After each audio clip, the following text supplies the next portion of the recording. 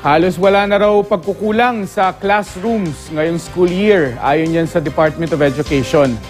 1:1 na rin daw ang ratio ng mga upuan at libro, partikular sa math, science at English. Pero ayon sa Alliance of Concerned Teachers, nananatiling kulang ang mga classroom.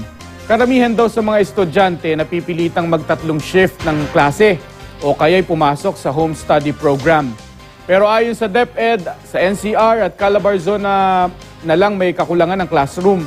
Halos wala na raw kasing espasyo para sa pagtatayo ng mga bagong silid. In the meantime, we do this, yung sinasabi ni Kong Tino, yung open high school system. And then we also have this, what you call the modified in-school, out-school approach. Parang ganun po yung pagpapaliwanag nga po ni Kong Tino. Pero yan po ay pansamantala po lamang to address yung congestion dun po sa mga paaralan na wala na nga pong buildable space.